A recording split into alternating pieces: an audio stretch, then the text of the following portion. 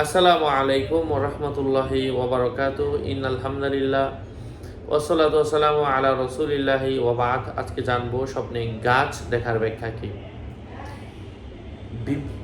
বিজ্ঞ আলেমদের থেকে সংগ্রহীত কিতাব থেকে গুরুত্বপূর্ণ কিছু স্বপ্নের ব্যাখ্যা আজকে এই ভিডিওতে শেয়ার করব।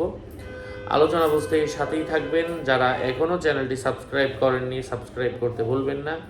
ভেরিফাই চ্যানেলের ডেসক্রিপশন বক্সে ক্লিক করলে পেজ এবং আইডি আসবে। এটা ছাড়া আলাদা অন্য কোনো পেজ নেই, আইডি নেই, ইমো নেই, হোয়াটসঅ্যাপ নেই, টিকটক নেই। নাম ছবি দেখে বিভ্রান্ত হওয়া যাবে না। প্রত্যেক ভিডিওতে আলাদা আমি সাবধান করি, সতর্ক করি।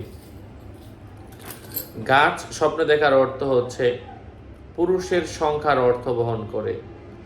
গাছের সঙ্গে লেগে থাকা, এটা গাছের মূল বস্তু, তার উপর টিকে থাকার সমপরিমাণ সময় কোনো পুরুষের সঙ্গে লেগে থাকার সম্ভাবনা রয়েছে।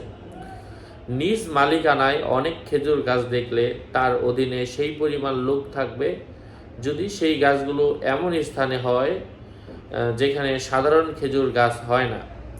সকল গাছের ফল ফলাদি সংগ্রহ করতে সক্ষম হয়েছে দেখলে মানুষের কাছ থেকে তার কাছে ধন সম্পদ পৌঁছবে। যদি ঘুমন্ত ব্যক্তি এমন গাছ দেখে যে গাছের মধ্যে ফল রয়েছে, এবং সে ওই গাছের মালিক, মানুষ তার থেকে ফল চেয়ে নিচ্ছে, এর অর্থ হচ্ছে সে মানুষের মাঝে সদকা করবে, সে মানুষের মধ্যে দান সদকা করতে ভালোবাসবে। গাছের গিট দেখলে সে চুক্তিতে কোনো সম্পদ অর্জন করবে, যাদের থেকে সম্পদ অর্জিত হবে ওই মানুষেরা হবে সম্ভ্রান্ত, এবং ওই চুক্তিটিও হবে সম্মানজনক। স্বপ্নদ্রষ্টার সম্মান খেজুর গাছের উর্বরতা ও তার উপকারিতার উপর নির্ভর করে।